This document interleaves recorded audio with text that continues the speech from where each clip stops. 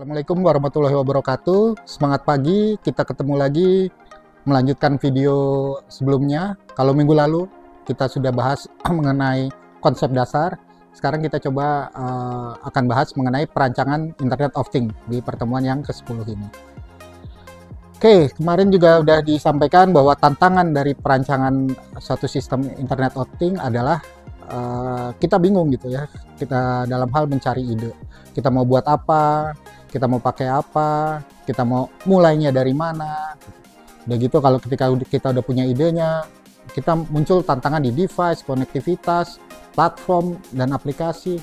Casingnya mau seperti apa gitu. Nah, di video sebelumnya juga sudah dijelaskan bahwa pada dasarnya kita ketika merancang suatu sistem IoT itu untuk menyelesaikan masalah dari calon pengguna IoT tersebut. Nah, daripada susah, sebagai patokan awal agar lebih mudah kita cari masalah yang perlu diotomasi ataupun didigitalisasi ya. Jadi dua hal itu.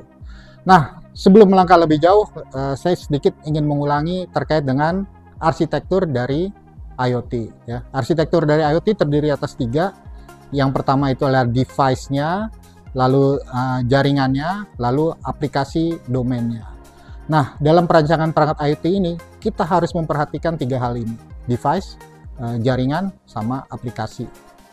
Oke, di sini untuk itu nanti kita harus melakukan perancangan dari perancangan device-nya, lalu perancangan aplikasinya, barulah kita harus melakukan pemilihan konektivitas. Nah, kita mau pakai apakah LoRa, Wi-Fi, ataupun Bluetooth.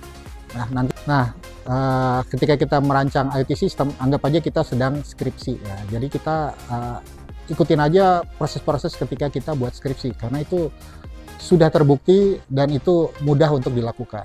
Nah, yang pertama kita harus cari latar belakang. Ini biasanya kita cari hal-hal umum yang sudah diketahui terkait topik yang mau kita bahas. Yang berikutnya kita cari permasalahan. Ya, apa sih masalah yang mau diselesaikan? Apakah masalah tersebut banyak yang ngalami? Seberapa penting masalah tersebut? Terus saat ini masalah tersebut diselesaikan dengan cara apa? Ya, di sini kita lakukan literatur review. Lalu berikutnya, apa solusi atau maksud dan tujuan dari perbaikan atas solusi existing yang ingin kita lakukan? Ya. Nanti kita harus buat deskripsi penyelesaian dari semua masalah di atas.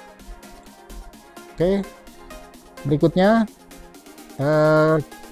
ketika kita udah punya ancar-ancar nih ya, kira-kira solusi seperti apa, maka kita harus melakukan literatur review. Nah, literatur review itu bisa kita lihat nanti di mata kuliah metode penelitian. Nah, kita lihat penelitian terdahulu, terus kita cari state of the art. Nah, di sini apa sih yang membedakan yang mau kita buat dibandingkan solusi existing atau dibandingkan penelitian-penelitian terdahulu. Oke, berikutnya barulah kita lakukan perancangan. Nah, di sini kita menggunakan metode penelitian. Nah, di sini kita harus perhatikan tadi mengacu kepada arsitektur IoT, kita harus perhatikan device. Nah, microcontroller kita pakai apa? Sebagai input sensor kita pakai apa? Nanti outputnya kita pakai apa? Apakah pakai LCD, apakah pakai website, aplikasi, lampu, dan sebagainya.